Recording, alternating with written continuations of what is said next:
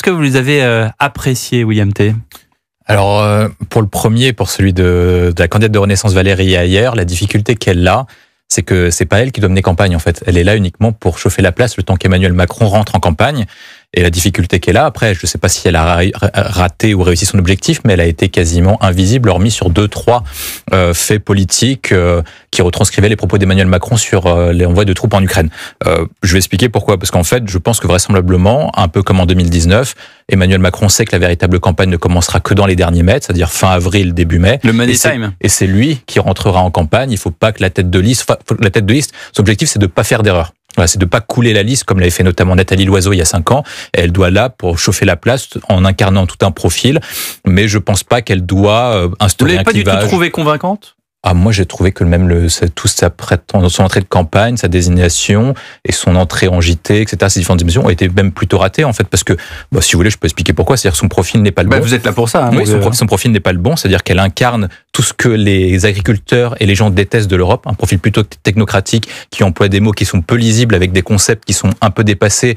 C'est un peu les concepts de Delorien, sauf que Delors n'est désormais plus là et puis la pensée de Delors n'est pas adaptée au retour du tragique. Très loin de Willy Schran. Voilà, très loin. C'est quasiment à l'opposé. Le deuxième point, le problème qu'elle a, c'est qu'en fait, elle parle plutôt à la gauche, alors que les réserves de voix du macronisme sont plutôt à droite, et c'est là où il y a une forte tendance. LR, Reconquête, Rassemblement national, plus debout la France, ça ressemble 40 à 45% des voix, donc c'est plutôt de ce côté-là qu'il faudrait aller chercher.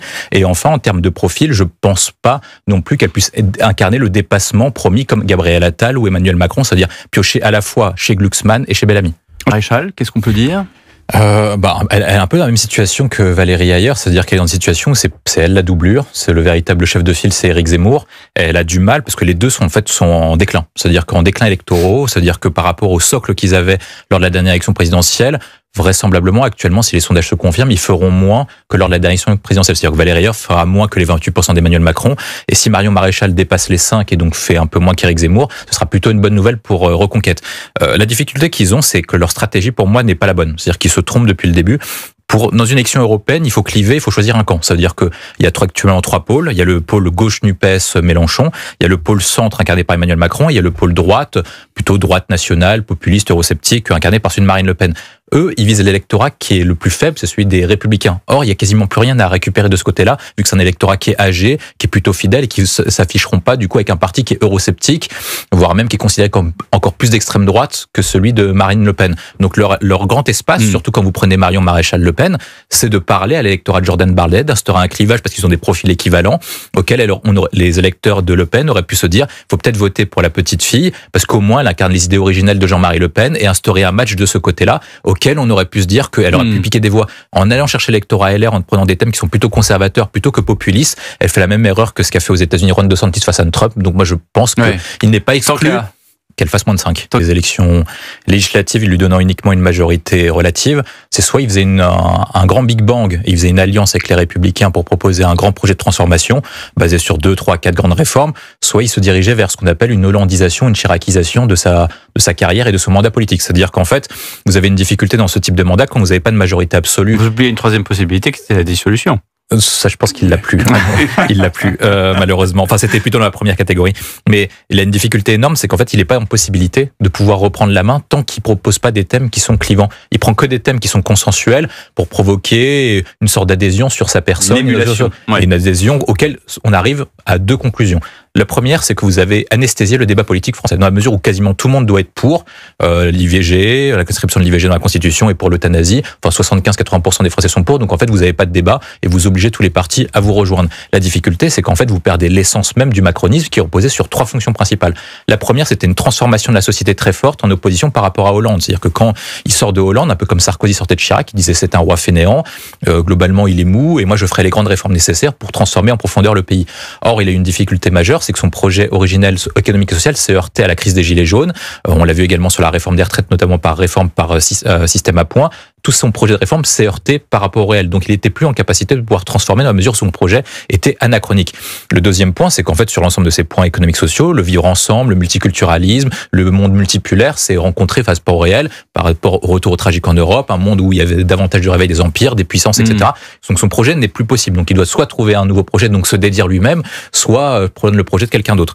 Le deuxième point que moi je vois en termes de débat, c'est qu'en fait, il se dit potentiellement que comme il peut plus jouer un projet politique, et ben il va rejouer la même présidentielle que 2022, auquel il n'y a pas eu de débat non plus, auquel il va pouvoir anesthésier le débat et forcer les personnes à faire ce qu'on appelle un vote utile. C'est-à-dire il va polariser le débat entre 2 ou 3 camps maximum. Là, principalement, on voit bien qu'il vise le Rassemblement national ou la droite globalement pour couper la droite en deux et pour espérer en fait provoquer un vote utile et un débat entre 2 camps, les conservateurs et les progressistes, en sachant que les progressistes sont majoritaires dans la société. Là où il y a une difficulté énorme, c'est ce que je vois, c'est que on assiste à la fin du macronisme, parce que d'une part, le Macron, oui, je pense qu'on assiste, parce qu'en fait, William T annonce ce soir sur Europe 1 la fin du macronisme. Tenez-vous bien. Je pense que le macronisme ne survivra pas Emmanuel Macron. Tout d'abord, pour la première raison que je vous ai donnée, c'est-à-dire qu'il n'y a plus de projet politique clair. C'est-à-dire qu'aujourd'hui, lorsque vous êtes électeur macroniste, hormis voter pour la personne d'Emmanuel Macron, vous ne savez pas pourquoi vous votez. Un projet plus économique libéral, plus dirigiste. Est-ce que vous réduisez le déficit public? Est-ce que vous votez pour un en même temps ambiant, assez flou qui change en fonction des humeurs et du temps. Le blanc peut devenir noir tout d'un coup et inversement. Il y a quand même une image. C'était relatif. Deuxième mandat, il a une majorité absolue. Et là, c'est le contraire. Là, c'est le contraire. Mais donc, il aurait dû mieux faire d'une certaine manière. Normalement, Jacques Chirac n'aurait pas dû être un roi fainéant.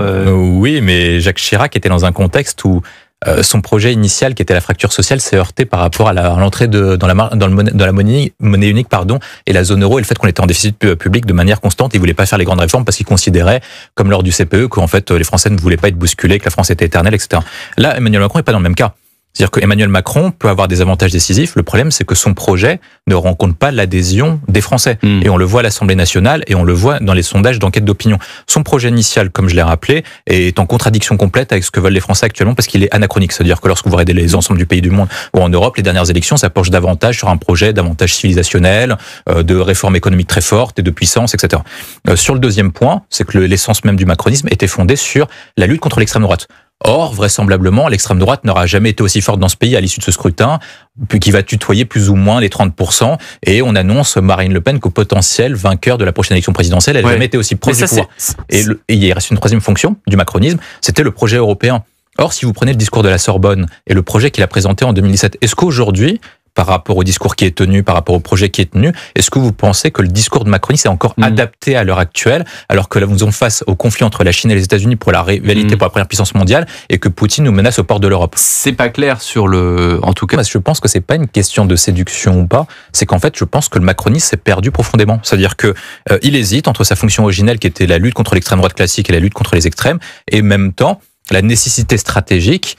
Quand vous avez un bloc à 30-35%, vous êtes obligé de le séduire, comme le faisait Nicolas Sarkozy lorsque Jean-Marie Le Pen était accédé au second tour, le but de capter les électeurs. Et je pense qu'ils savent pas comment parler à cet électorat-là, qu'ils savent pas comment parler à cette France-là, parce qu'elle est en opposition frontale avec l'essence même du macronisme. C'est une France qui est davantage rurale contre la France des métropoles. C'est une France qui est paupérisée contre la France des élites. C'est une France qui est eurosceptique contre une France qui croit davantage en l'Europe. C'est une France qui pense davantage qu'en fait, on doit complètement changer et révolutionner le logiciel macroniste. Et je suis pas sûr que ce soit à Emmanuel Macron de parler à ces personnes-là. Normalement, ça doit être à quelqu'un plutôt comme Attal ou voire Darmanin ou un autre pour pouvoir essayer de développer d'autres axes de discours qui sont plus complémentaires de ceux du président de la République. Biden qui ressort du chapeau tout d'un coup. On sommes le 10 mars actuellement. Normalement, l'élection américaine se joue un mardi, donc si par cas l'élection avait lieu mardi 12 mars, Donald Trump aurait plus de 99% de chances d'être élu président des États-Unis. 99? Oui, je suis quasiment certain au vu des sondages, d'enquêtes d'opinion, parce qu'il perdrait Donald Trump gagnerait dans tous les États clés, ou plutôt Joe Biden perdrait dans tous les États clés en raison du fait qu'il n'a pas réussi à installer un récit de sa politique économique qui était plutôt bonne, notamment basée sur 2 choses, c'était Build Back Better et l'Inflation Reduction Act, qui a permis de réindustrialiser en partie les États-Unis. La difficulté qu'il a, c'est qu'il y a une distorsion énorme entre la politique qu'il mène et le ressenti des électeurs. Lorsque vous interrogez les électeurs américains sur est-ce que le pays va dans la bonne direction sur le plan économique, il y a uniquement 29% des électeurs qui disent que ça va plutôt dans la bonne direction. C'est-à-dire que même les démocrates eux-mêmes trouvent que Biden n'est pas bon sur le plan économique.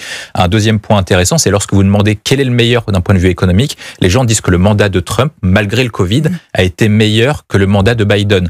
Or, Joe Biden, pour pouvoir espérer gagner les élections, doit séduire des électeurs qui sont clés, notamment ce qu'on appelle les working class blanches, qui sont prédominants dans la Rust Belt, c'est-à-dire la Pennsylvanie, le Michigan et le Wisconsin. Si par cas, il perd ses électeurs blancs, en tout cas il y a trop d'écart parce qu'il perdra, et l'élection présidentielle est perdue. Et donc du coup, vous voyez que dans le discours de l'État de l'Union, il rappelle ses bienfaits économiques, il rappelle qu'il a limité la montée du prix du galion et de l'essence, il a limité l'inflation et qu'ensuite après il a permis de réindustrialiser le pays. Pourquoi? Parce que c'est les zones les plus industrielles où c'est là où il y a ces électeurs qui sont les plus clés.